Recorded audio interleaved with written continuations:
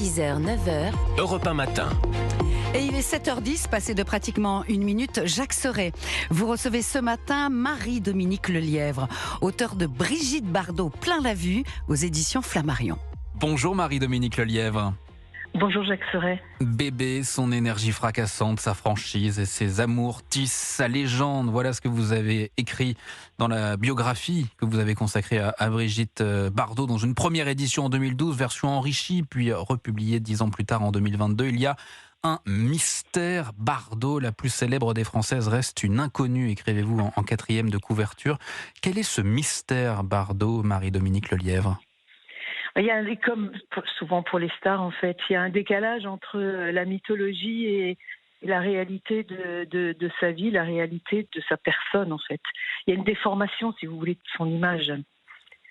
Et cette déformation, elle tient à ce que, au fond, elle a débuté dans la vie par le scandale. Enfin, pas tout à fait au début, mais à partir du moment où elle a tourné ce film avec son mari Roger Vadim, et Dieu créa la femme, elle a créé le scandale, et ça n'a pratiquement plus jamais cessé de sa vie. Mais en fait, elle menait une vie elle-même, une vie plutôt calme et plutôt tranquille, et complètement, en tout cas ces dernières années, et depuis même pas mal de décennies, entièrement dédiée à la cause animale. Une vie calme, tranquille, dites-vous, et pourtant un parcours extraordinaire lorsque l'on regarde l'ensemble de cette vie de Brigitte Bardot.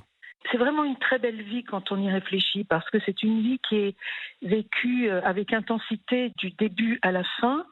Elle était encore sur le pont il n'y a pas très longtemps à s'occuper des animaux. Et il y a plusieurs phases dans cette vie. Il y a une première phase de jeune fille bourgeoise, élevée à Passy par des parents qui sont des grands bourgeois. Son père est un industriel. Elle n'est pas très heureuse dans sa famille parce qu'elle n'a pas de bon rapport avec sa mère. Elle fait beaucoup de danse. Donc au départ, elle se prépare à devenir une danseuse, une grande danseuse. Et puis elle rencontre très jeune Roger Vadim, elle l'épouse jeune et elle devient une comédienne. Elle se lance dans une carrière cinématographique, et puis la gloire arrive assez vite, puisqu'elle date de 58-59, lorsque sort son film Et Dieu créa la femme. Ce n'est pas tout de suite un succès, en tout cas pas en France, mais en revanche, c'en est un énorme aux États-Unis. Et le film revient en France et refait une seconde carrière. Et c'est de là que démarre cette mythologie de Brigitte Bardot et la notoriété monstre qui va l'accompagner. C'est à partir de ce moment-là précisément qu'elle devient une icône ? Enfin, le mot icône, à l'époque, il n'existe pas. Vous savez, c'est un mot qu'on emploie beaucoup maintenant. Mais en fait, non, elle devient une très grande vedette en France. Avant, elle avait déjà tourné beaucoup de films, mais elle se limitait un peu à des rôles d'ingénue, ou parfois un peu de garce mais elle n'avait pas encore cette aura extraordinaire. Ça vient en effet à partir de ce film dans lequel elle danse, je ne sais pas si vous vous souvenez, elle danse le mambo sur une table, et on voit ses jambes, elle a des jambes sublimes, et elle transpire. C'est d'ailleurs ce qui avait énormément étonné les Américains, parce qu'on ne transpire pas dans les films américains. Et à partir de là, en effet, va se déclencher quelque chose de totalement irrationnel et qui s'appelle la grande célébrité, quoi. Et finalement, avec le recul, sa carrière cinématographique est relativement courte. Oui, vous avez raison. Elle s'arrête quand elle a 38 ans. Parce que, d'abord, elle n'a jamais vraiment aimé le cinéma. Elle a deux carrières. Elle a une carrière d'actrice, une carrière de chanteuse. Autant elle aimait chanter, elle a adoré enregistrer tous les albums qu'elle a pu, mais en revanche, le cinéma, elle n'aimait pas du tout. Elle considérait qu'elle était utilisée comme un objet, que c'était ennuyeux. Enfin, c'est une chose qui ne lui convenait pas vraiment. Et donc, dès qu'elle a pu, à 38 ans, aussi parce qu'elle estimait qu'elle vieillissait, ce qui est absurde, parce que si vous regardez les photos de l'époque, elle était toujours aussi belle. Et elle a arrêté aussi parce qu'elle a eu cette idée de s'occuper réellement à plein temps des animaux, ce qu'elle avait commencé pas mal d'années auparavant. Mais elle a toujours eu cette attraction très très forte pour la cause animale. Et là, c'est un engagement dans lequel elle s'est investie pleinement jusqu'au bout, finalement. Oui, et c'est vraiment admirable. Quand j'écrivais le livre, c'est à ce moment-là que j'ai découvert la Fondation Brigitte Bardot, les équipes qui travaillaient là-bas à l'époque. Bon, aujourd'hui c'est un peu différent, mais la toute première fondation. Et j'ai découvert aussi que c'était vraiment un travail extrêmement sérieux. Elle connaissait très très bien les dossiers. Elle les étudiait vraiment et elle s'est vraiment donné du mal. Et elle a eu du mérite parce qu'au départ, tout le monde se moquait d'elle.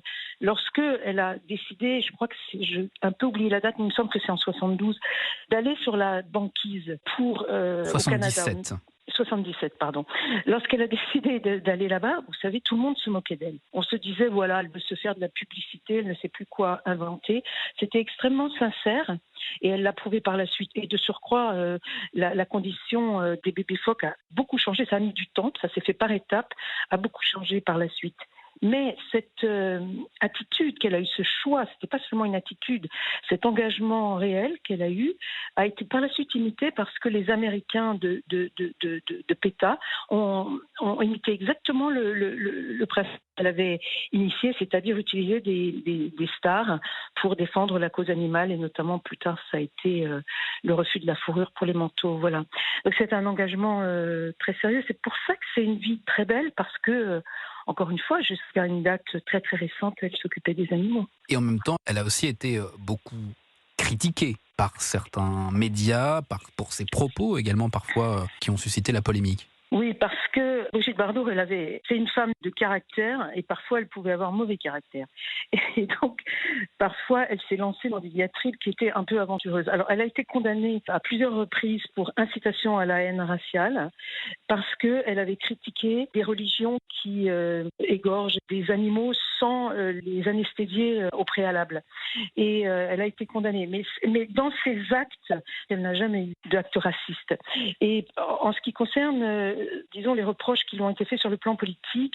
Il se trouve que son compagnon, Bernard Dormal, lui a été présenté par Jean-Marie Le Pen. Et à partir de ça, on lui a fait un procès un peu en sorcellerie politique. Mais vous savez, Bardot, c'était une femme de droite, c'était une femme un peu à la Françoise Hardy. C'est des femmes qui sont plutôt conservatrices dans leurs opinions, mais ce ne sont pas des femmes qui avaient des idées vraiment extrêmes. Ça faisait pas vraiment partie de leur éducation. Marie-Dominique Lelièvre, pour conclure, vous qui êtes la biographe de Brigitte Bardot, si vous ne deviez retenir qu'une seule image de bébé, ce serait laquelle ? Ça, c'est très personnel, mais il y a une photo que j'adore, qui est une photo qui a été prise sur un tournage. Elle doit avoir une vingtaine d'années et elle court et elle s'envole au-dessus de marches et c'est cette image d'elle comme une personne légère qui s'envole et qui entre au fond dans une nouvelle période avec légèreté. C'est une photo qui a été prise avant que la célébrité monstre ne vienne paralyser ses mouvements.